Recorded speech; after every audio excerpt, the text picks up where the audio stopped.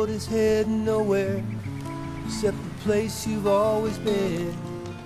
And you're going round in circles in the world you're living in. And when the tyranny of time's the only truth you've ever known, well then it's time to find a dream to call your own.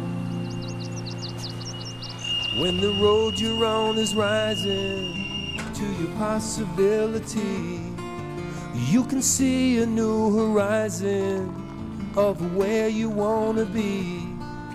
Well, tomorrow is the promise that belongs to every day. Your life can change forever when your dream leads the way.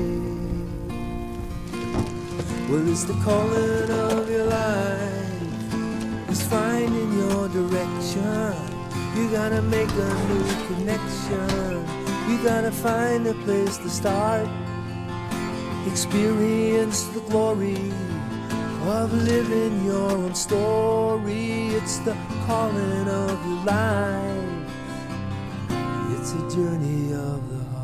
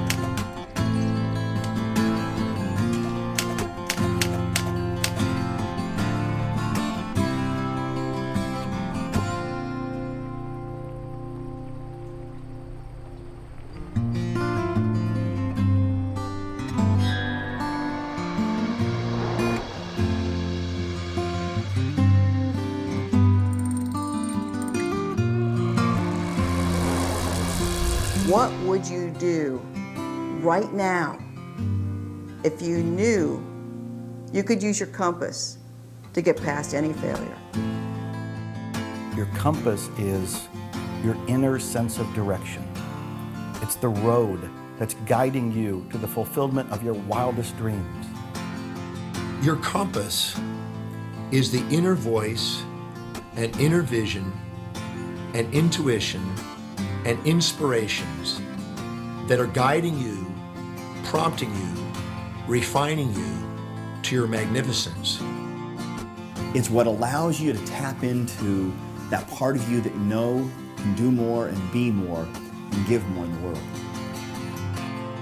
Everything that we are seeking outside of us is already inside of us. And all of the answers to every question that we have in life, we have if we go deep within. The greatest journey you can ever take is the journey of self-discovery.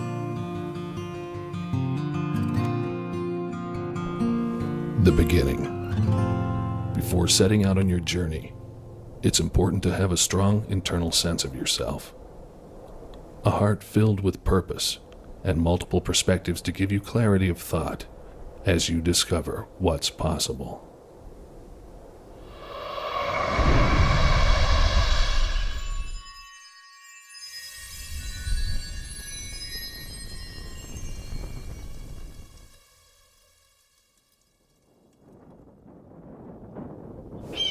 They say the first step's the hardest one.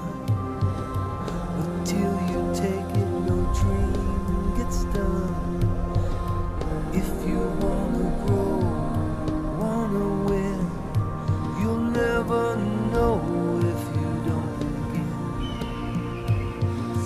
You hold the future, it's in your hand.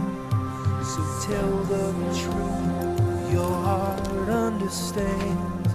Set your course to your own true way, and don't look back at yesterday. The first step leads to amazing grace. takes you to a whole new place. You cry sometimes, but you'll be strong. You'll have the will to carry on.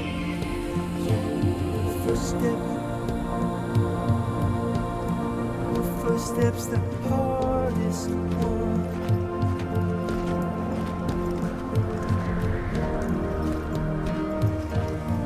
If you're wondering whether now is the time for you to go after your goals and go after your dreams, the answer is absolutely yes. What I encourage people to do is to have inertia, to get things going, and to practice what I call production before perfection, to get things going, to get the inertia going and make things happen. Just trust. It's time for you. You can't wait for the time to be perfect, because the perfect time will never happen. You don't have to wait till you know more, do more, or be more. Your time is now. And so the ongoing realization is that wow, there's only the now, really. And you're either blurred to it or you're seeing it clearly. And when you're seeing it clearly, you'll find yourself knowing what to do. Do it. Do it. Get in the game. One of the things I talk about all the time is that one step in the right direction is worth 100 years of thinking about it. There's an old saying that goes, timing is everything. I say, there is no right time, only missed opportunities. You dream forward and you plan backwards. In other words, you go out to that dream and imagine that you're there already. You have it exactly the way you'd like it to be. And then you sort of, from that position of future, look back and say, all right, what did I have to do to get here? What were the steps? Then you make a pathway, a plan, that then when you get back to now, you have a pathway laid out for you that you can take one step at a time to make that journey manageable. Well, you might be sitting there thinking, well, I don't know if I'm ready to take that first step on my journey. I don't know if I'm ready to begin this adventure. And if that's where you're at, well, you might be in for a rude awakening because you're already on your journey. You see, inaction is still an action. It's just not the type of action that serves you. If you're not willing to risk, you can't grow. And if you can't grow, you cannot become your best. And if you cannot become your best, you can't be happy. And if you can't be happy, then what else is there? This moment is precious. Take advantage of it and go after your dreams. You may get a little scared. You may even have doubts and fears, but guess what? At least you'll be feeling like you're living and you're going after your dreams, and that is what life is all about. The next step is there. It knocks at your inner door. It's what I call the intuitive nudge that's asking you to take inspired action. It's waiting for you. It's probably tickling your soul right now as you watch this. So how do you know what the next step is? You turn within, you pay attention to yourself, and you follow your own inner guidance.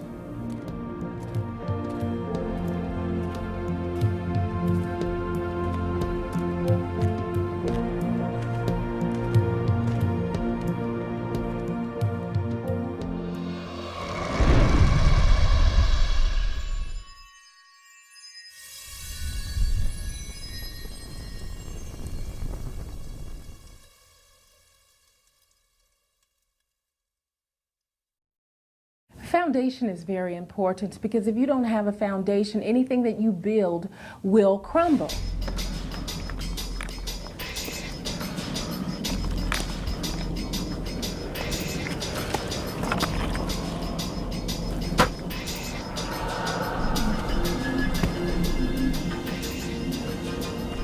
As you're on your personal journey, your personal quest for success, whatever that means to you, I believe that you've got to have a foundation. And that foundation is going to be inherent in your self-esteem. Your self-esteem is what you think to be true about yourself. And the more you believe that you have the skills and the knowledge because you've done the work, the more you can do whatever it is you choose anywhere in the world and have that level of confidence and certainty that each one of us thrives to get. I think it's very important that all of us work constantly to cultivate a sense of internal love and internal power, which most people don't have. Because you don't get in life what you want, you get in life what you are. Everybody has a set of values in life, and these values dictate their destiny. And when you know your values and you set goals that are congruent with those values, you tend to increase the probability of achievement. What are your core values? Who are you being? What do you want in life? How are you going to make sure that as you're moving towards your success, you know who and whose you are and where you stand in the middle of this thing called life? Everybody needs a foundation in life, and you need that go-to place in order to feel grounded, to reevaluate who you are and where you want to go. It's so important to know who you are, what your foundation is, where you're coming from, and then know where you're going. This is the foundation that you want to have before you build a great edifice of a life. Now, the biggest single mistake that people make is they think that success should be easy, and they should be able to get it by thinking happy thoughts and rolling their eyes and getting into some get-rich-quick scheme. But all real lasting success takes a long time, and so you've got to build the foundation within yourself. You have to become the kind of person who can enjoy the success that you want to enjoy.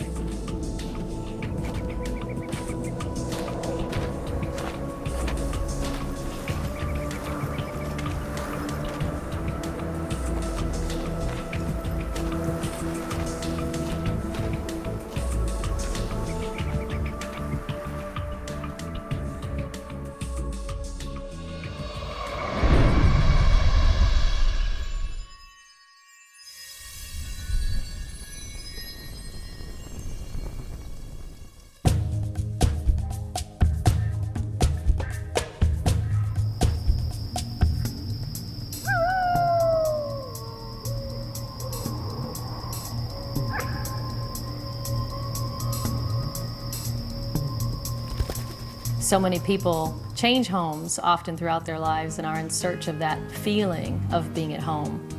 They move, they can never find it. They're never truly at rest. They seek different religions and spirituality, but they can never really find home because they never find contentment. Home can be either that place of environment where you come home to at the end of the day and you want it to be just a safe, comfortable atmosphere, calm, peaceful, energizing, whatever it would represent for you in the real world. And home is also that place of coming home to self. Your home is an important place to start from. It's your springboard, it's your recuperation area, it's your grounding area, and whatever home is for you. Maybe it's your house, maybe it's your community, maybe it's your family, maybe it's your spiritual altar. You have a home you can always come back to and always springboard from again. That's what you can draw from. That strength from home, you'll be able to go out in the world and find your greatness. When we get into our home, we can find a place of security, a safe haven where we can be ourselves in spite of what is going on in the world around us. So a home, a place of your own, a place that belongs to you, is an essential part of establishing the foundation for motivation and high accomplishment. In design psychology, we say the home is the absolute basis of everything you do. Your surroundings absolutely affect how successful you will be and your progress. And what it is that you're able to do is based on your surroundings every morning, every night. When you wake up, is it energizing? Is it conducive to your goals? Because what is in your home is reflecting who you are. And what reflects who you are will come along the way with you all the time. Home is essential to your success. You need to have this little safety net, this little nest that you can go to, that you can rest in, that you can recuperate in, that feels safe for you to rebuild your energy and your forces so that you can go back into the world and pursue your dream and follow your compass. The universe is my playground, the world is my home, and every country is another room in the house, and every city is another platform I can share my heart and soul. I really believe that this whole world is my home. And I believe having a foundation of a home that's global allows you to do things across the world.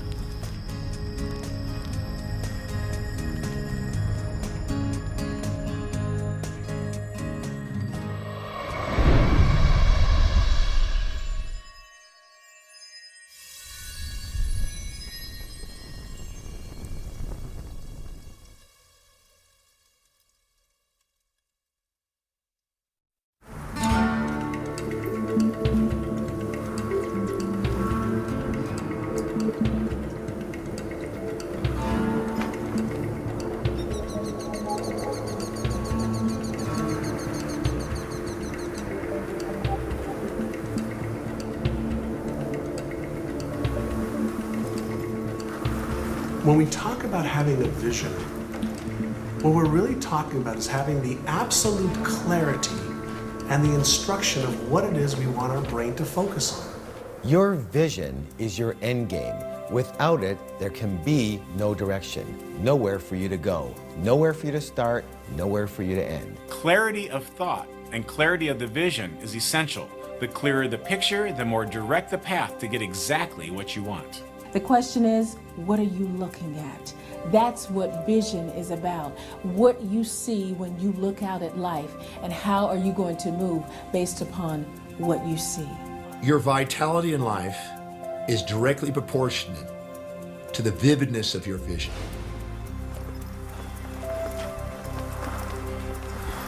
Get extremely clear about your vision. Get the most intricate details that you possibly can, right down to how things will look, the feel, the smell, the colors, the motion, whatever detail that you could possibly imagine in your mind first, you can then take action on and make that become a reality. We are giving our brain the instruction of exactly what we want it to find in the physical world. We also put ourselves in a frequency to be able to resonate with anything that matches that vision. Your vision is a dream of what's possible. Your mission is the manifestation of the possible dream through passion.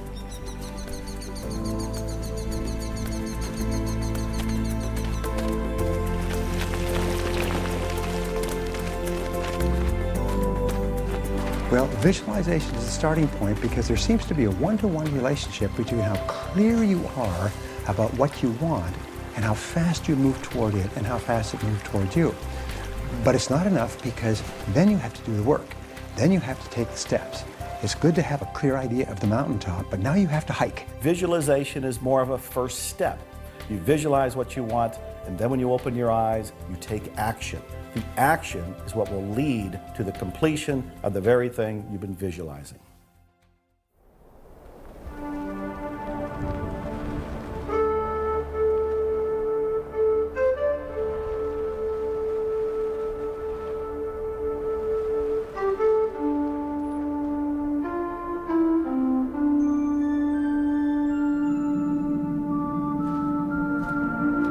Who am I? What's my purpose? Why do I feel this way?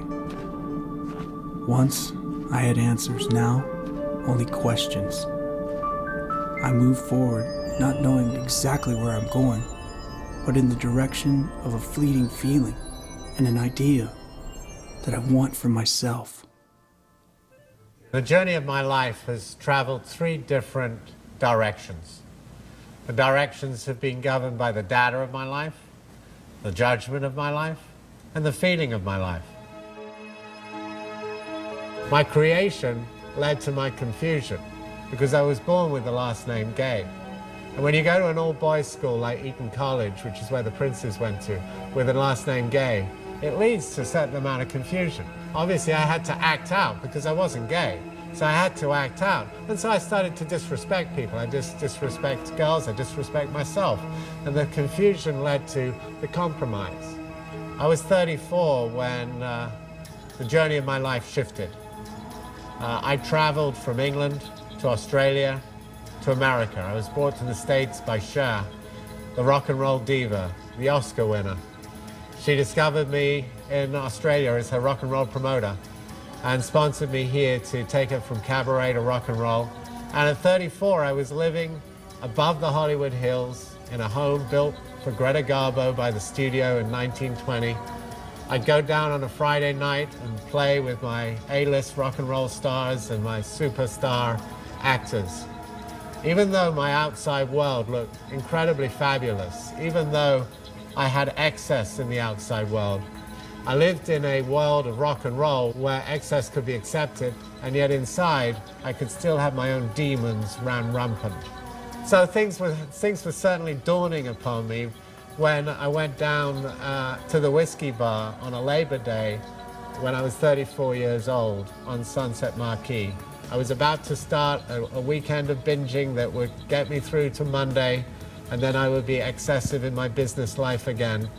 And I went into the men's loo and had someone in there. I was taking some drugs, And that person that was actually of the opposite sex, she could have been 34, which I was, but she was 19, and she'd always been 19. But I'd just gone from 19 to 20 to 21 to 22 to 25 to 30 to 34. And it just happened that in that moment I looked in the mirror and I saw myself long enough, and some light appeared, something appeared that was of peace. Whatever happened in that room at 34, I came out different. I walked out of the bar, I didn't even say goodbye to my friends. I went back to my home, and in that moment I gave up those buffers to my feelings. And at 34, my compass to my life changed from the goal line of my life to the learning line of my life. I've learned since 34 that to move into the accurate confession of my own judgment, to allow myself to turn and look at my shadow at every opportunity. Whenever I have anger or aspiration, whenever I want to blame myself or blame myself for being another, it's so much easier to give than it is to receive. The story of my life is that I am a crusader of love. I am a humanitarian, and I've been blessed in the last few years to do some very significant humanitarian work. Everything that I did through my early youth was proving my worth. I had to do everything I could to prove my own worth, prove it to myself, and therefore live in the light that I thought my father and my family expected of me. But then something else happened, and I realized later on, after I was 34, that nothing that I do ever proves me worthy. Nothing that you do, listening to this and watching this, will ever prove you worthy. We are worthy simply because we are. I am, and so are you. And now my commitment is to support each and every one of us to be the best we can be.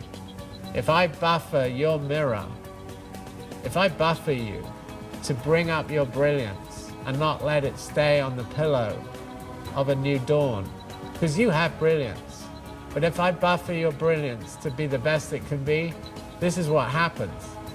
I buffer you, I buffer you, I buffer you, and I get to see myself more clearly in your beautiful reflection, and then know myself more clearly in the next second of my life. And that's enough for me to know that my compass is on a true and authentic path.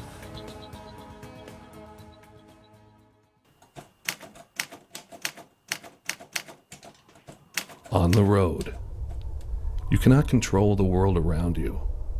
What you can control are your thoughts, the integrity by which you live, and how you choose to make a positive difference in the world. Your life and your legacy are in your hands.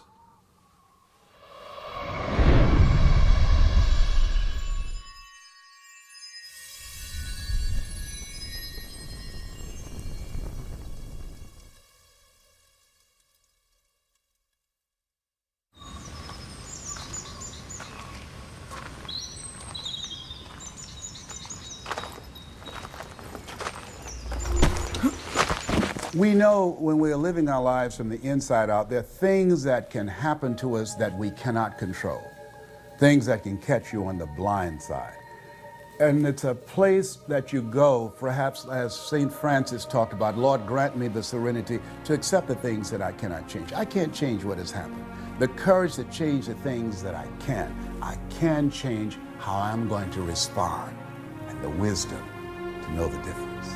Most of us are reacting to the outside circumstances, and we're allowing the outside circumstances to control our thinking, our feelings, and our behaviors. Because if we're just automatically reacting to everything that goes on, then we're really tapping into our more animalistic nature, and we're not thinking about what's in our own best interest. If we give ourselves a moment to pause, then we give ourselves think time to be smart and think about what is really the best approach in that situation. Oftentimes in life, the questions that we ask ourselves immediately after a stimulus will determine the quality of the response that we make. The question you have to ask yourself is, how high of a quality response do you want to produce in life? When is the last time that you made a decision in haste and had the optimal outcome that you truly wanted? What I've learned is when something happens, That's this moment. Pause right here and then respond. When you pause, you're able to see with clarity what your choice is.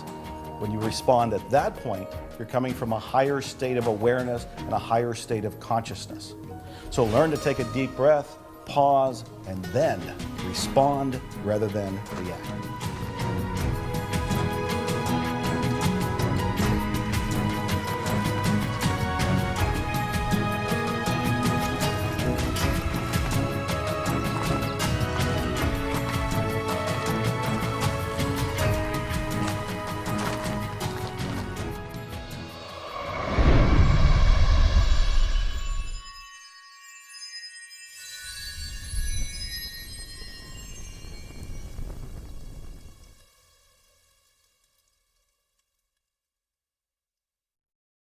Staying focused is a matter of reassessment on an ongoing basis. Sometimes our path is not a straight line. Most often it is not. So it's about gathering all of the information that you have at that time and figuring out how you will use this information going forward to get exactly what you want. You're going to have a lot of failures, a lot of disappointments, but those are not things to stop you. Those are things that will build your character. And as a result of those things, you will grow through those things and begin to discover some things about yourself that you would not know otherwise. Start seeing the challenge as a part of the quest. When you do that, you can embrace it versus resist it. All you do every single day is you achieve one mini goal that moves you in the direction of something that's important to you. You will have this feeling of forward progress. You will be internally motivated. You will feel excited and positive about yourself. Your self-esteem goes up. You feel like a winner. You have more confidence if you just achieve one little goal at a time. You've got to hold the vision even when you cannot see any tangible results or any of the activity that you're engaged in are working. And through persistence and patience, did I say patience? Yes, patience. You continue to move forward, things will begin to appear. We have to make sure that we are not going through this thing called life malnourished. And unfortunately, we do get in places where we find ourselves mentally, emotionally, and spiritually malnourished. So give yourself what you need to make sure that you can actually deal with what you're growing through. Not going through, but growing through. Listen to something positive every day. Read 10 to 15 pages of something that will help to nourish your system, nourish your spirit, and give you what you need in order to win in the game of life. Especially on the hard days when you're getting thrashed, when life is hard, pause, breathe. It brings your attention into the now. And when your attention is then here in the now, you find yourself knowing, intuitively, viscerally, you find yourself knowing what to do in order to solve the problem that was bugging you. And remember that the date that it is today will never be the same again. Wake up in the morning when things seem slow, look at your calendar, and realize that that day is the last time you'll ever see that day, so make it good. It's very possible that you're being a passenger and not the pilot of your life. And you just have to take control and make that decision to live with intentionality. It's not always going to be easy. In fact, sometimes it's going to be very difficult. It's persistence and desire that gets everybody over that difficult hump.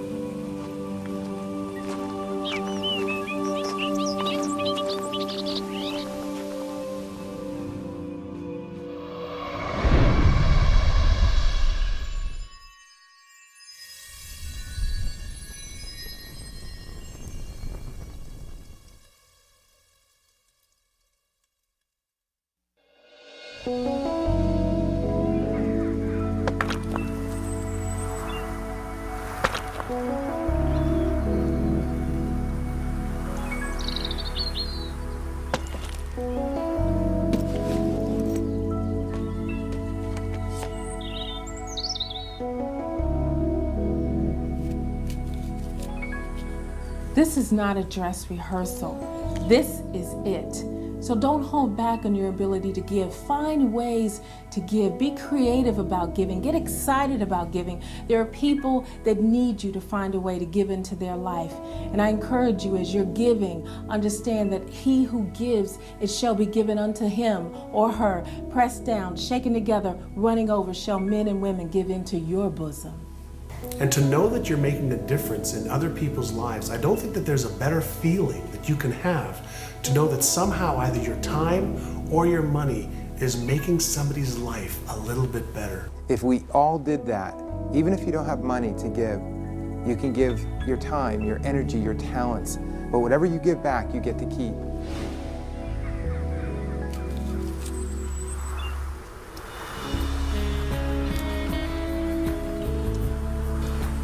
Do you want to feel that your heart is full, that you've actually done something that is beyond you? You need to give back.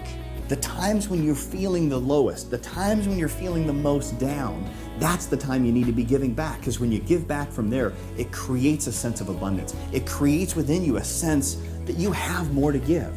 And by having that sense that you have more to give, you start to tap in to that inner resource that allows you to do more, be more, have more, and create more in your own life as well.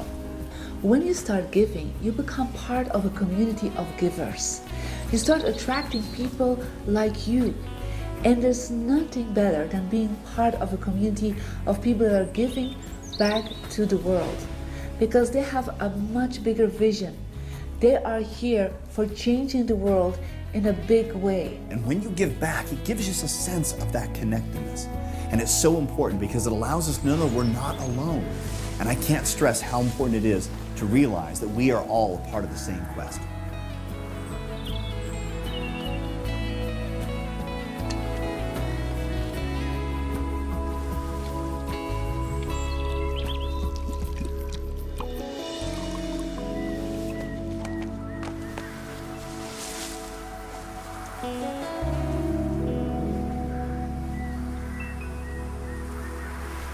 Someone once said that there are two types of people in the world, givers and takers. The takers sometimes eat better, but the givers always sleep better.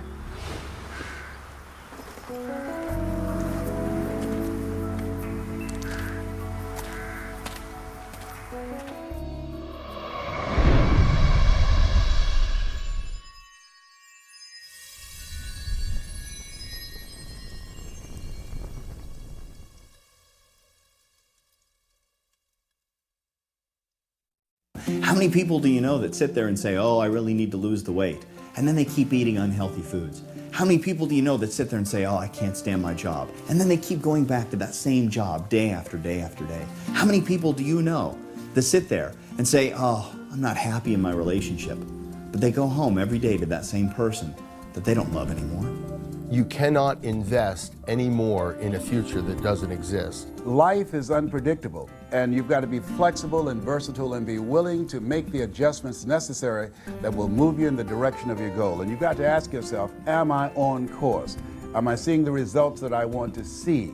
You've got to monitor yourself and continue to execute in the direction that's giving you the most positive feedback.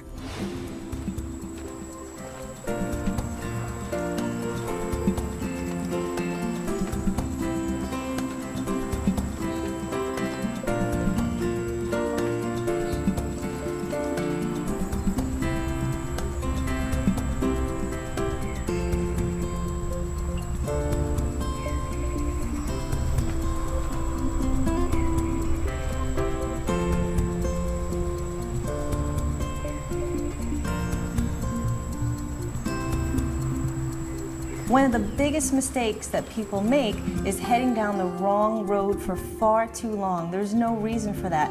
Once you realize you're going the wrong way, as quickly as you can, stop and get back on track. It is still a learning experience. Once you figure out what the lesson is, put on the brakes. Don't go any further. Lesson learned. Take it with you. Put it in a safe spot. You can use that information later and then move in the right direction. Think in terms of when was the last time you had a big east to west smile on your face? When was the last time you felt joy in your heart? And when was the last time you knew you were on track? And then put together a plan of action of how you can get back to that place. If you're going down the wrong path, do you really want to change? And if you do, step back and say, I want to change. And whether you're going down that path for 1 week, 1 year, or 10 years, you have the right to change. It's your life. One small move in another direction can be right for you and take you from going from stuck to unstuckable. And when you're in that situation, there's no stopping you. It's like going from being stopped to being unstoppable. And when you have that feeling, it's amazingly empowering. So if you feel that you're doing something that is not good for you or is not going to help you with your final destination, be aware, be smart, and make a different choice. It's that simple.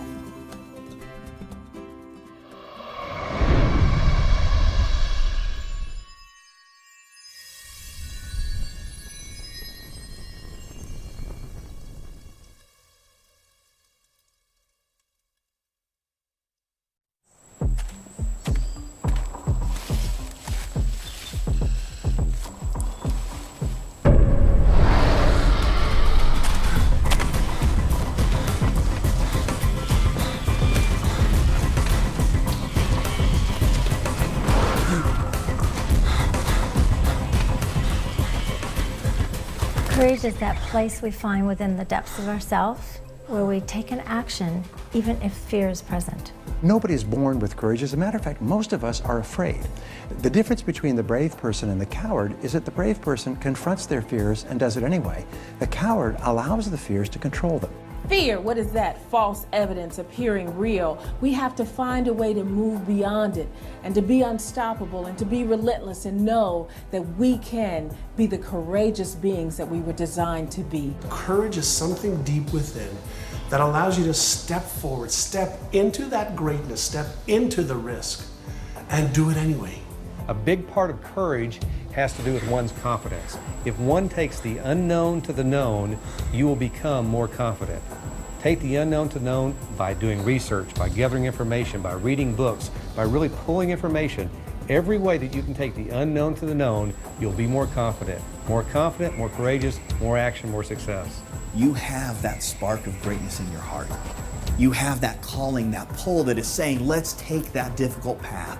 Let's hit that summit. Let's take that adversity and let's meet it with full force and with courage. And when you start to feel courage, it seems like the universe supports you with that and gives you more energy to accomplish the things that you want to accomplish. What are you doing right now that's scary? You're not scaring yourself. You're not stretching yourself. You're not empowering yourself. You're staying safe. And as far as I'm concerned, if the fear isn't great enough, then the goal probably isn't big enough. So even if you're afraid, take that first step. I promise you won't regret it.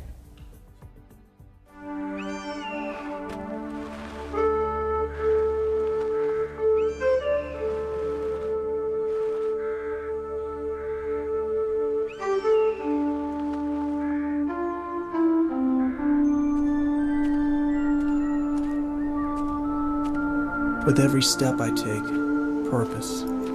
Every path, opportunity. Every failure, confidence. When I didn't think there would be a tomorrow, there was. I am still learning. I was born in Hong Kong, second daughter of a very traditional Chinese family, which if you know anything about traditional Chinese families, that's a very bad positioning. My parents were not, especially my mother, was not very happy to get a second daughter. In fact, to put it mildly, she was rather upset about it to the point that she left me in the hospital for the first 3 days. My birth was followed by the birth of 3 boys, so it really cemented my position as being very unwanted. And from there, I really experienced what one would call being an abused, neglected child. From there, I was blessed to have a grandfather who gave me my name, Hey Li. With that name, I knew that somebody really cared about me and thought I was worth something, that I was going to be destined to be something great.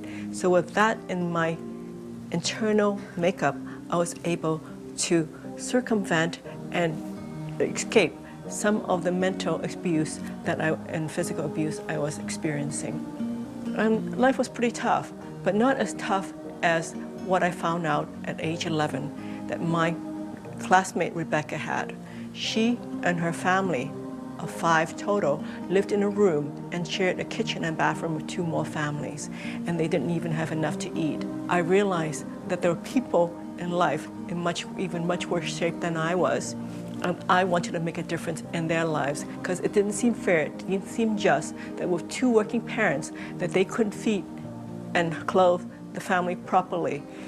And so my mission in life, my compass point was to make a positive difference. Armed with that knowledge, packed up my bags and came to America as a young student, working my way through school, did my undergraduate and graduate degree in 4 years in foods and in nutrition and economics, my master's in economics, so that I could go help make a positive difference in people's life.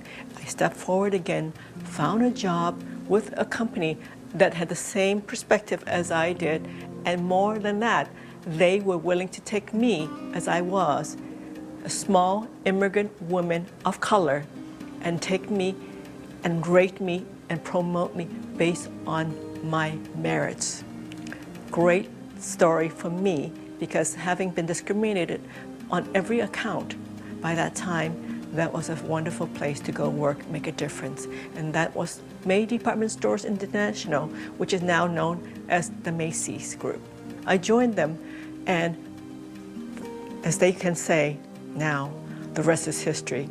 I went from there, Vice President of Nike, President of Reebok Apparel Products and Retail Group, and CEO of Veda. And leaving all that to start my own foundation, because I never forgot whether when I was working as a corporate individual or as a personal life, that my purpose, my compass, was to make a positive difference. So when I was with Reebok, we were able to establish labor standards throughout the world of how our manufacturers would treat their employees, what kind of hours they could keep, what kind of ventilation, lighting, all the things that so many of us in America take for granted had to be established.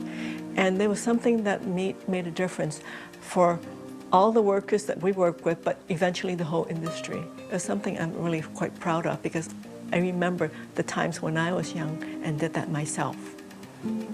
People ask me at times, what about your mother? What is she doing now? Isn't she so proud of you? And the short and long answer is, well, no. And people are so disappointed when they hear that. They think, oh, that must be so devastating.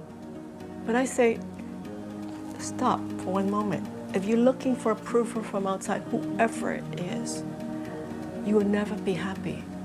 You have to allow them to be who they are, and for you to be who you are, and just accept that. My father died many years ago in a plane crash, but before he died, I felt like we had peace. Even though he never told me in so many words he was proud of me, I know in some level he was. So for me, I'm very at peace with my family, and I appreciate who they are, who they were, and what they've given me, and I'm really very grateful. The one thing I want everybody to know is that you, every one of you, have what it takes to get what you want. It's inside of you. Just go back inside. Don't listen to the tapes from outside, from everybody else telling you what to do, what to love, who to date, what job to have, what car to drive. You know what it is that you need. Go back to your inner wisdom. Listen to your voice, the voice that has been silenced by all this outside tapes. When you get back to that point, find out what is your compass point, and from there, you will live the life that you are born to live. And I promise you, you will find the peace and happiness you're after.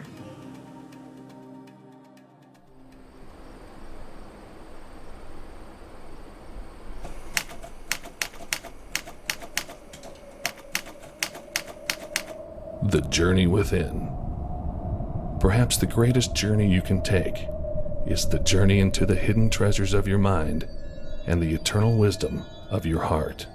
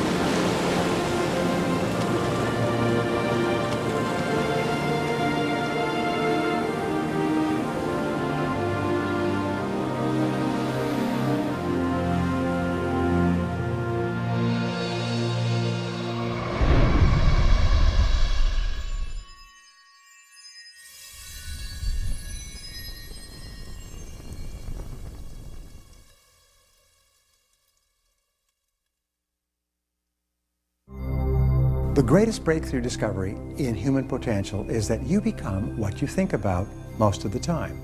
The second greatest discovery is that you become what you say to yourself most of the time as well. Psychologists have determined that 95% of your emotions are determined by how you talk to yourself as you go through your day.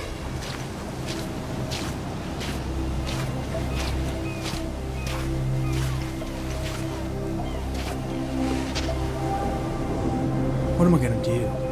Live on this beach forever? I should be moving on. I had plans. If only I was smarter, better. You're never gonna make it. You're not good enough. You're never gonna make it. I should just give up. You're not smart enough. Give up. You're not good enough.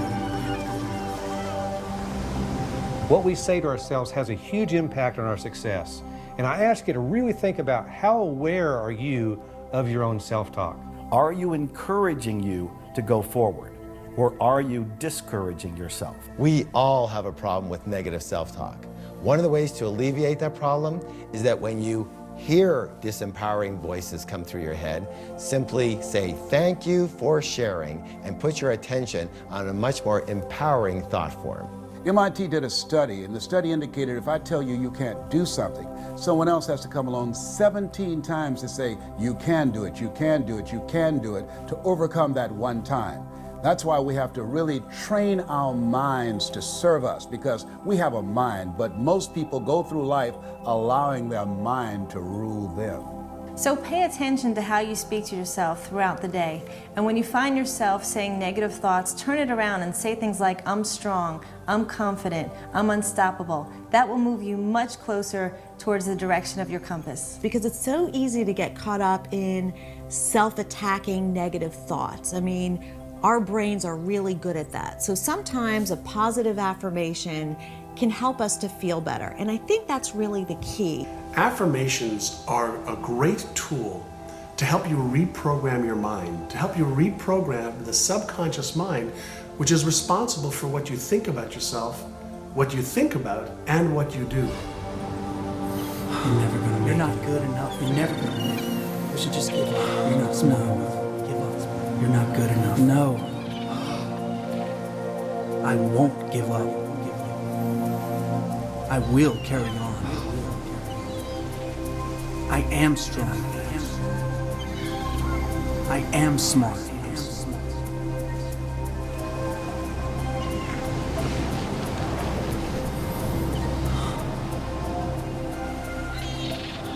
You got to say things to build yourself up, to encourage yourself.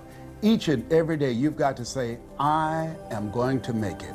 I will never stop. I will never give up. I think affirmations are wonderful under a few conditions. You need to make sure that they're true, they're accurate, they're attainable, and they're done on a consistent basis to where you can yield the results that you want. And affirmations are nothing more than declarations that you choose that'll help you achieve your goals. They're the pillars for the vision of your life or your business.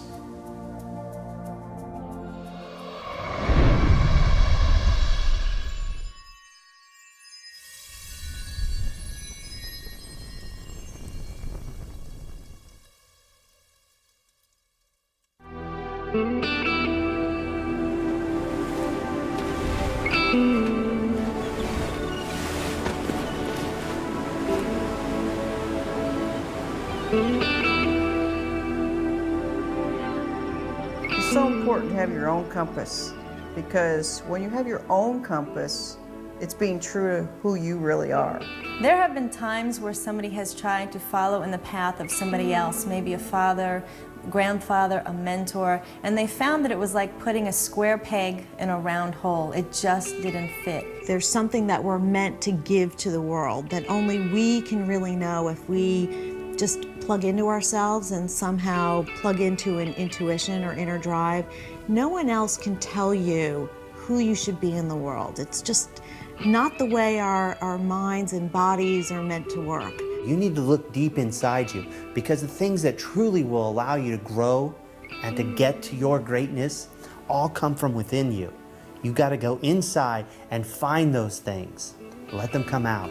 Only you know exactly what you want in your life and how you want to get it. And therefore, relying on others may not get you to the final destination that you perceive. And the reality is, if we utilize someone else's compass, we can find ourselves lost. We can find ourselves on a dead-end road. We can find ourselves in the midst of a war zone that had nothing to do with us. That would be a total waste. I mean, to actually go through your entire life and not have lived it. If you're so busy trying to use someone else's compass, live their life, live what expectations are from the outside, you might find that your life was really worth living. You have to follow your own inner compass because that's the piece of the puzzle that helps make the whole world come together. I have my piece of the puzzle, you have your piece of the puzzle.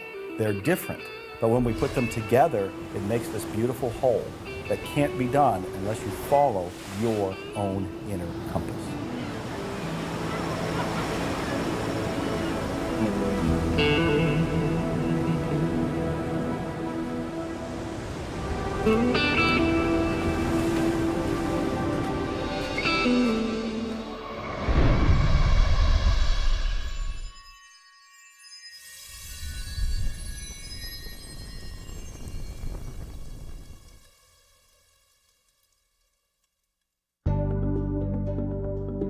Everything first exists in spirit, and then it materializes. I don't believe that we could animate our bodies, move our bodies, direct it purposefully towards some objective without having some degree of inspiration driving us.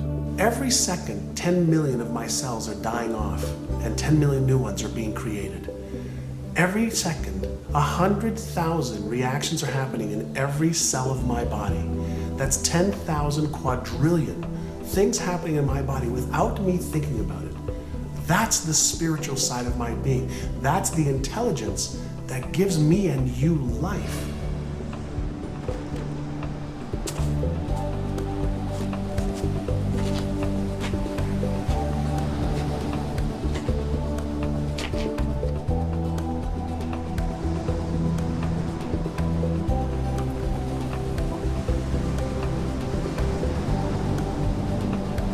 What you're looking at is this material manifestation of something that's spiritual within. The spiritual and the material are two sides of the same coin. Everything that you see out there in many ways is an illusion because it looks like it's real, but it's really spirit which has taken form in a concrete way. Listen, we can't control everything that happens in our lives, but with spirituality, sometimes we get a sense that sometimes things don't always happen in our time frame, in the way that we want to have happen, but it doesn't mean that it won't happen for us. So being in touch with a spiritualism helps give perspective that it's not only about us, that there is a bigger picture out there, and I really think it helps us with achieving our overall goals. Spirituality reveals that we are connected to everything that exists on this planet. We're not isolated individuals, but part of a larger whole, a larger part called humanity. When you realize it's all spiritual, life becomes a game. It becomes something that's much more playful. The stress is removed. You still go for things, you still have bumps in the road, but you realize that it's a spiritual journey. And I don't think that you can learn it or discover it for you until you're ready. And no one can force it on you. No one can make you want to learn it. But when you embrace the concepts and you embrace the idea, you will become more of a whole person than you ever imagined you could possibly be. But once you get connected to the spiritual part of yourself, the spiritual part of your being, you understand that you do not have to look at the circumstances and the situations in your life and feel as if that's it. Understanding that you are a spiritual being who has come here to have a human experience.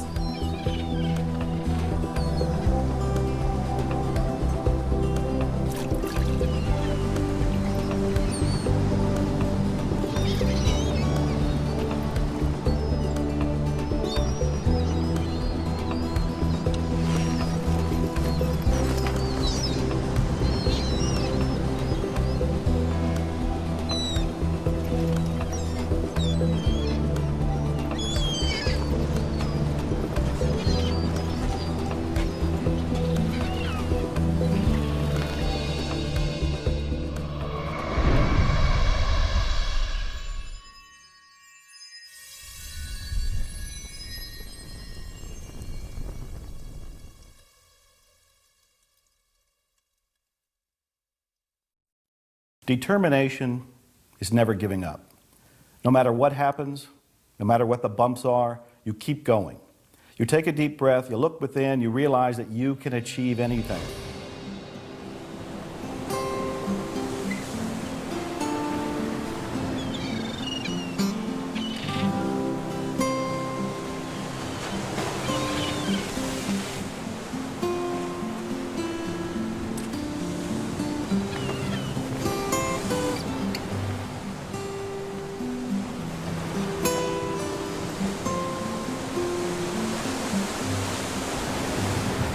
People who have no determination at all, they just lack complete focus and desire. They kind of stagnate in mediocrity. Without determination, you don't have any fuel for your dreams. Great things don't happen to people who give up. Great things happen to those who stick with it. When things get tough, remember what it is you're really looking for, what you're going for, and you'll get past it. And also remember who you are. Come from that sense of identity and sense of self, because then you know that you're moving on your own pathway, and that creates the stick-to-itiveness. Determination is something that'll keep you going no matter what. If you are serious about achieving your goals, if you really want your life to be a masterpiece, determination is going to change your life. Make a decision, stick to that decision, and have the relentless pursuit until you achieve that goal and dream. You will never be able to taste the sweet flavor of success until you are willing to endure the bitter taste of failure. Ladies and gentlemen, when you are in life, you will taste failure, and it will not taste good. It will be bitter, and you have to move forward, get up off the canvas of life, and understand that giving up is not an option. Persistence is your measure of your belief in yourself and your ability to succeed. And every time you persist in the face of disappointment, you become stronger, you believe in yourself more, you develop greater self-discipline, you develop greater confidence, and eventually you reach the point where you become unstoppable.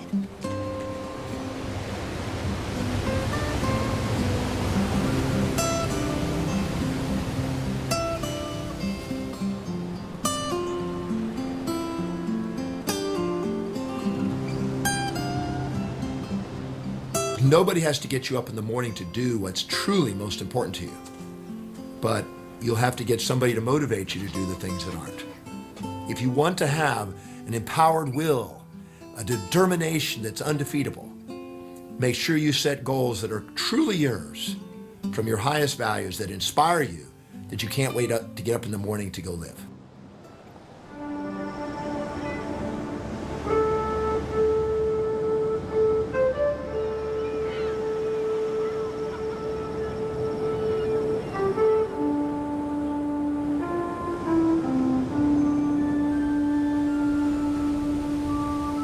I've made one of my greatest discoveries, peace. It was buried deep within me, and now I can finally see. I see the road ahead, and for the first time in a long time, I can see myself. My life was not meant to be spent inside a cubicle, so I made a decision right then and there to follow my dreams, to find something that I'm passionate about, and to chase that career of adventure. I'm originally from Texas and then grew up in Virginia and ultimately St. Louis. And ever since I was a kid, I was always getting into trouble outdoors, running around, playing with snakes, running through the creeks, digging in the mud, and just loved being outside. I would leave in the morning, I'd come back at night for dinner, and that's what I would do every day. And that led to really enjoying and loving being in the Boy Scouts. Looking back, I see what a huge impact the Boy Scouts and becoming an Eagle Scout had on me. It gave me the confidence as a kid that I carried with me in life. I let successes like this drive me, not failures. So for me, it was, I realized, hey, I can set my goals as high as I want, the highest thing there is in Boy Scouts, and achieve them. And from there, it just led, in life, I've always tried to set high goals and go about achieving them. So Boy Scouts to me was a very instrumental part, a huge stepping stone to my life and the future ahead. In high school, my focus was on academics and sports. I played football and loved every minute of it.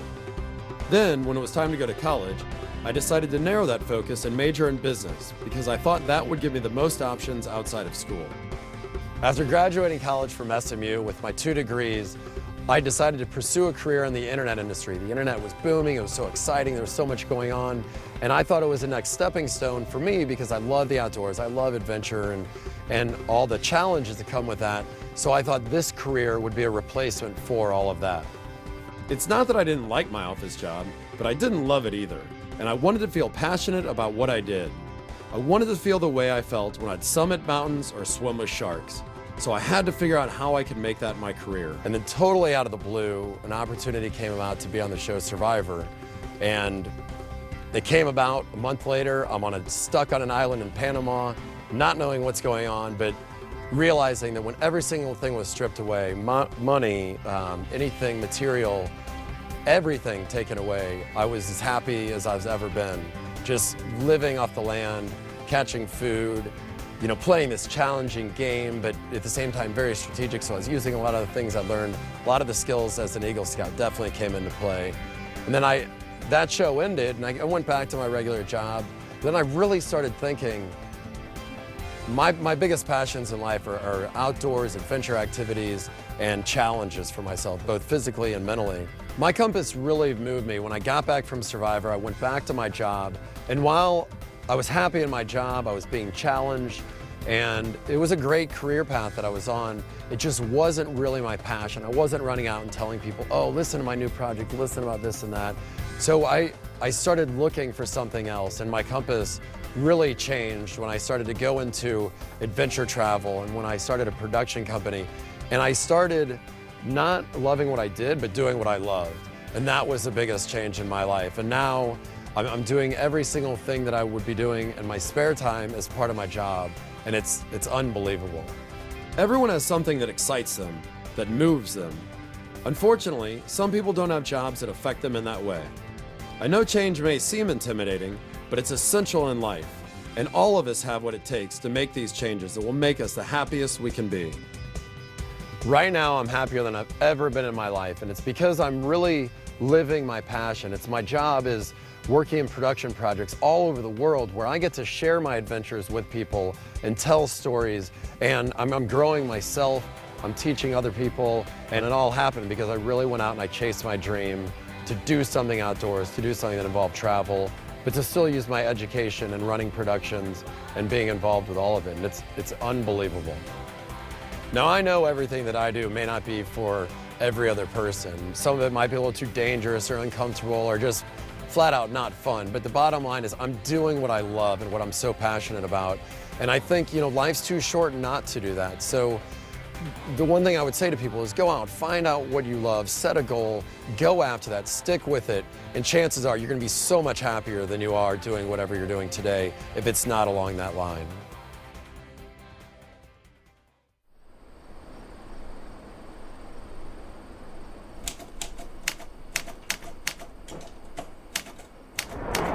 Tomorrow.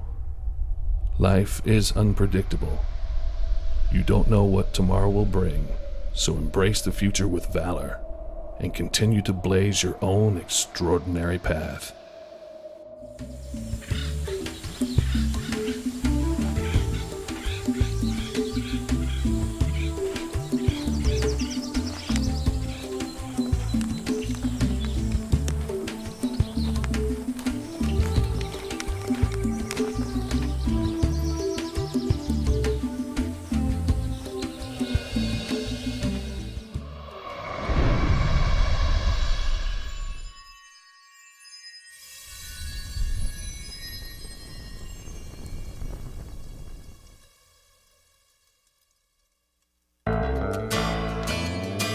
The needle on your compass is always adjusting to find out what's exactly right for you.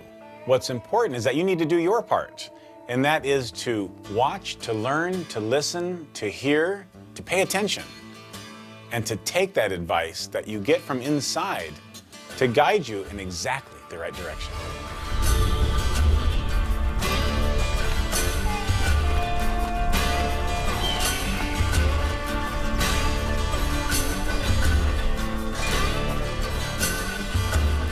There are going to be setbacks, disappointments, modifications, delays, sickness, deaths. There will be challenges. You will feel off center. You will get new insights, new revelations, new things that will come to you. The question is, how will you deal with it? Be still, go within, and then move accordingly. You get influenced either in large ways or in small ways, but every day something changes you. Be prepared for it, embrace it, and move forward. Remember, life is a continuous progression of changes and difficulties and ups and downs and trends, and your job is just keep moving forward. Be open to the experience. Stay connected to current reality with curiosity, and enjoy the ride. Hang on. It's not like you were moved once and then you just somehow play it out. You moved once, it set a new direction, and then the new direction is to just always be compassing. Pay attention to the opportunities that are there and trust that that's where you're supposed to be. And keep going. Don't do things that are insignificant, that are going to waste your time. Be determined to choose things that are going to make your life more abundant and more fulfilling. And though the values will change along the way and the destinies, the summation of all your destinies will make up your life journey. Your soul calls your life's journey. Your mind plays with the destinies. Your physical body will adjust them. You will refine them along your way. That's how you master your life. So when your compass moves you one more time, what do? You celebrate it. You welcome the challenge. You take a deep breath, you put a smile on your face, you look up and you go, I'm gonna do it. I'm gonna find out what's in me. I'm gonna go forward and accomplish this. And as I do that, I will keep growing, I'll keep stretching, I'll keep daring something worthy. My favorite phrase, dare something worthy. As your compass moves you, go with the flow. That's your divine mission.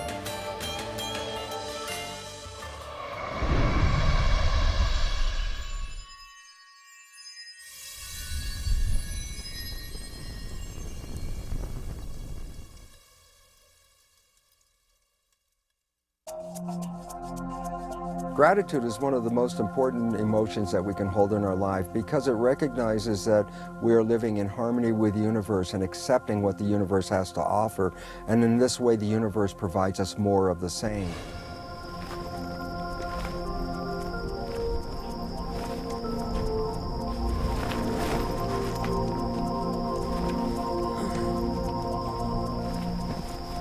Gratitude is essential because gratitude is synonymous with appreciation. What is appreciation? Appreciation is simply increasing in value. For example, your house, when it appreciates, what's it doing? It increases in value. So when you appreciate something, you are automatically increasing its value. If you don't have gratitude for something, it might as well not exist. Somebody who isn't grateful for all the blessings that they have right now is not aware of how lucky he or she is. And so when you take the time, when you take just a few moments to think about one little thing that you're grateful for, a flower, being able to breathe, being alive, that is magic in itself. And that is really the beauty of creation. That's the beauty of our lives. It was Henry James who said that nothing of the senses can satisfy the soul. The only thing that can satisfy the soul is thank you, I love you. When you get up in the morning and you can say thank you, I love you in front of the mirror, and also to the world around you and the people around you, now you're going to have fulfillment. I think we take for granted all of our life's gifts, and being grateful is a launching pad to have more and to be more and to accomplish more in your life. Gratitude is actually the grace of life. The more gratitude you have, the fuller your life will be. So we must wake up each and every day with a sense of gratitude, with a thanksgiving, not just for Thanksgiving during the holiday, but a sense of thanksgiving throughout our entire lives. It should be a part of our lifestyle because we have so much to be thankful for. It's not just a palliative that you brainwash yourself with in order to get through troubled times. It's the It's sort of like the sign that, wow, you're finally experiencing reality clearly. Gratitude is appreciation, it's love expressed. It feels good to the one who's feeling grateful, and it's beneficial to those who are in receipt of it. I remember hearing all about gratitude, and I sat in my room, and I was in a dumpy little place, and I think I had a car that broke down a lot, and I was struggling to pay my rent, which was probably $200 a month, and I was very unhappy. But I was trying, probably just like you. And I remember picking up a pencil, a simple number 2 lead pencil. And I thought, okay, let me try to be grateful for this. And I was resistant to the whole idea. And I looked at it and I said, yeah, okay, with this pointed end here, I guess I can write a grocery list, I can write a romance letter, I can write a novel, I can write a suicide note. There's all kinds of things I can do. And I started to shift a little bit and thought, well, that's kind of amazing. That this little piece of wood with this little piece of lead, I can actually do things that would change my life. I can write affirmations with it. I can write intentions with it. I can write out my vision with it. I can write out all kinds of things. And then the other end, if I didn't like what I wrote, I can erase it. And you notice I'm smiling now as I think about it because I'm remembering the first time I actually did this, I began to feel genuinely grateful for the pencil, And as I felt grateful for the pencil, I would look around my room and I'd go, there are people that don't have this. Not only a pencil, but they don't have a roof over their head. They don't have a little refrigerator. They don't have a car. They don't have any money. The way I was living, even then, with all of my complaints, all of my struggles, was better than many people in third world countries. And often I was living better than kings and queens that were ruling countries in past times. And as I realized all of that, I changed. Now today I have this wonderful lifestyle, and I have a car collection, and I have all these books out, and I have a country estate, and I have a hot tub. And every night I get in that hot tub and I look at the stars and I count my blessings. I say thank you because I'm grateful. But it all began with a pencil.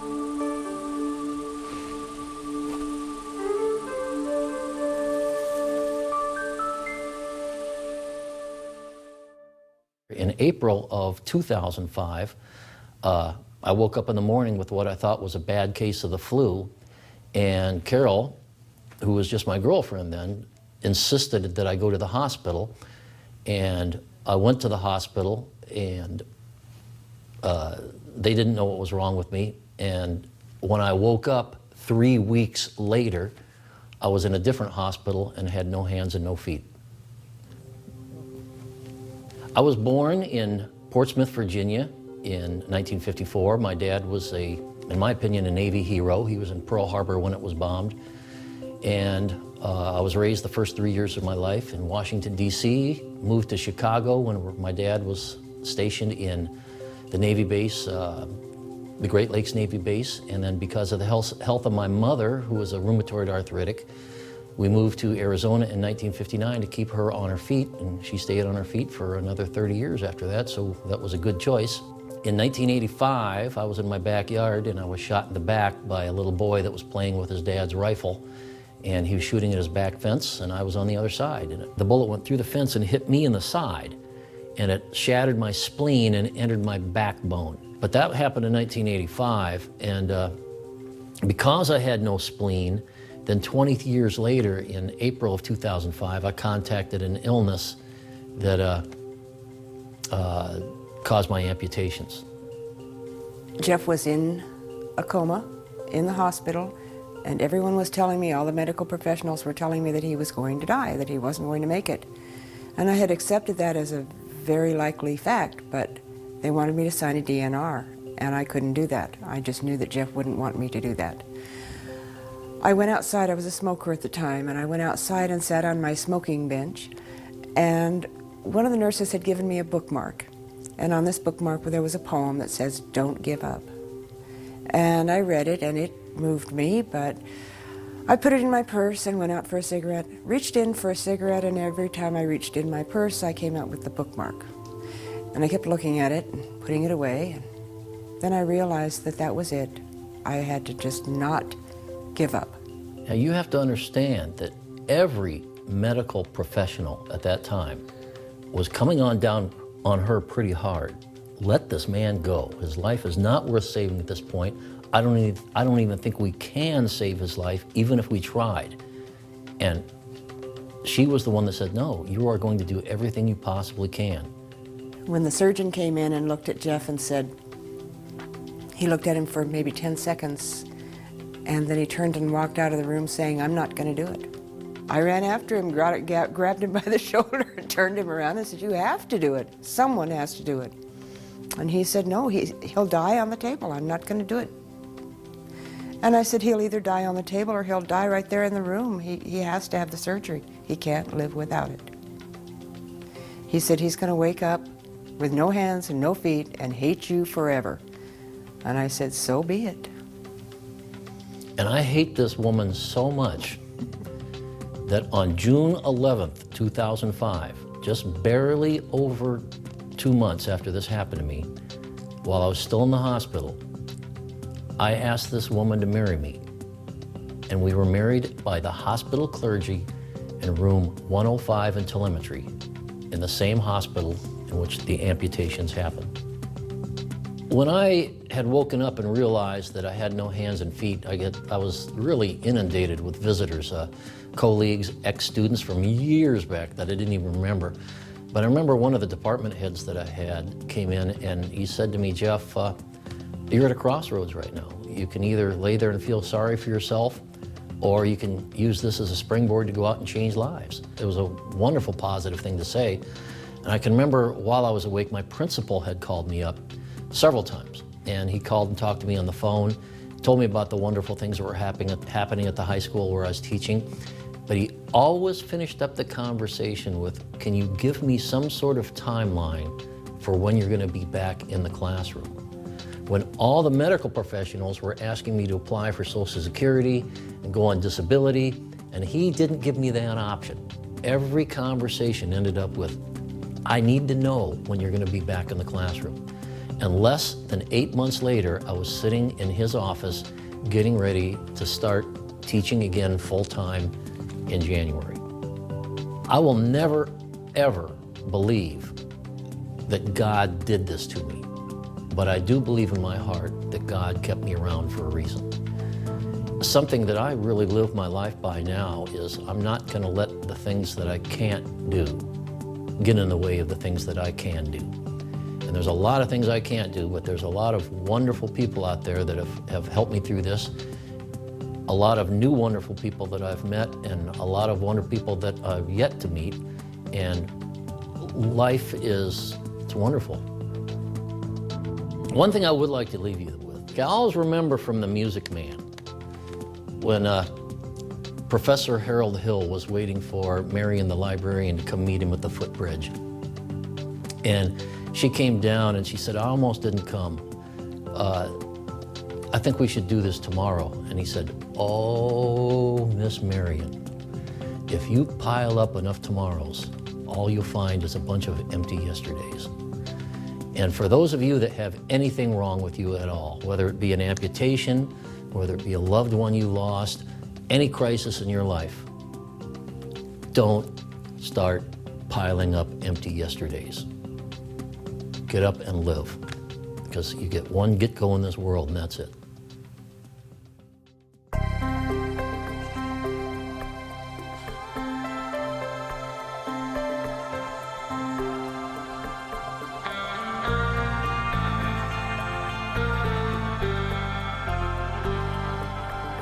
There's a reason why a lot of times we find ourselves having the same New Year's resolution year in and year out.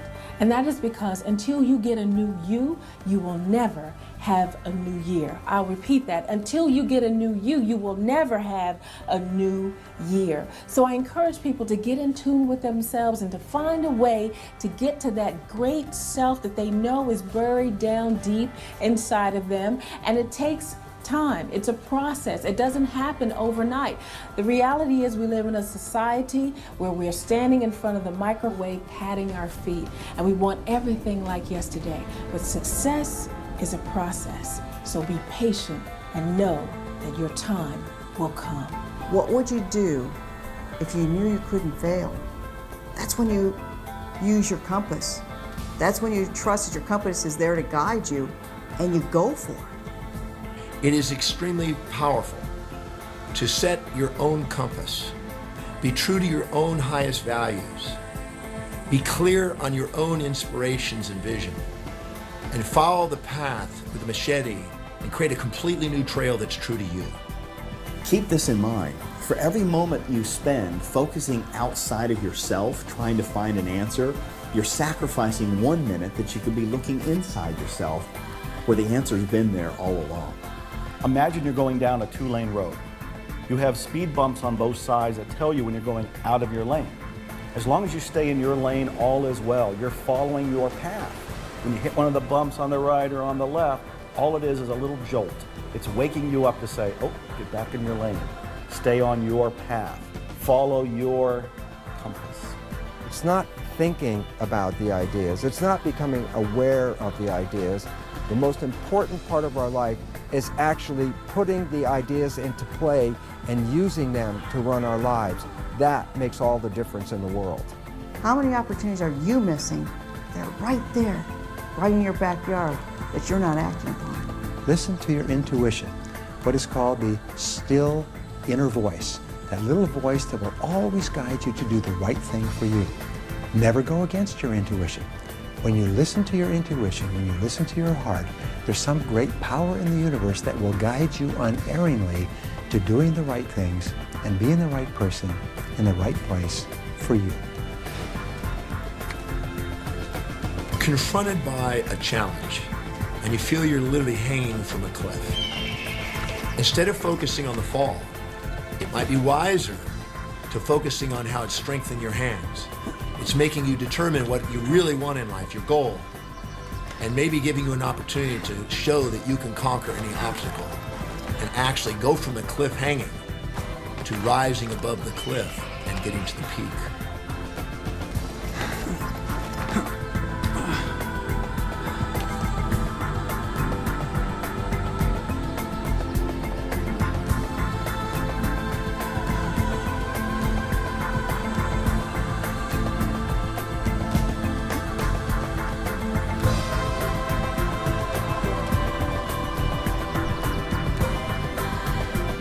Life is alive. And when you get into the flow of the movement, it'll feel like you come to life.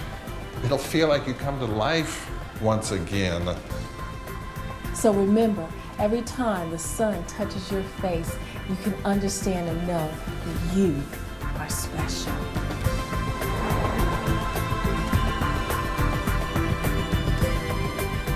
As long as we're moving in the direction of our goals and our dreams and we hold on to our vision, we will achieve every single goal and you will achieve every single goal that you have.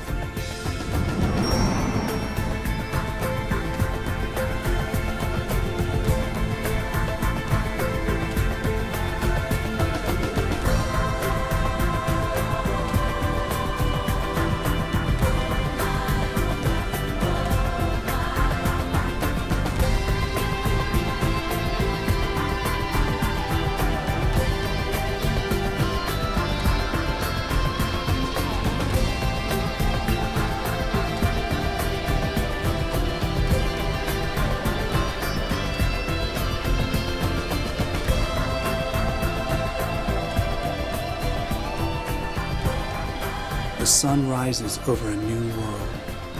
We still hurt sometimes. We still cry sometimes. but we carry on. We feel, we see, we talk, We live. I am strong. I am confident. I am here. I am ready. When the end comes for you, let it find you conquering a new mountain, not sliding down an old one. Many people die at age 25 and don't get buried until they're 65. Your life has value.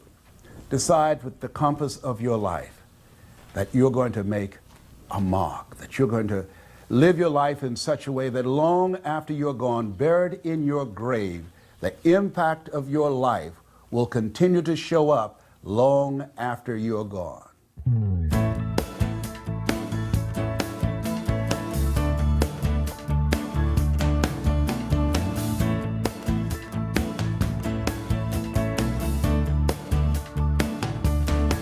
My life is longer than my life. I know that even when I'm gone, that the differences I made, they will carry on and on. I'll leave my footprints in the sand. No tide can ever wash them away. Well, tomorrow is the only truth. I've said goodbye to yesterday. Well, my playground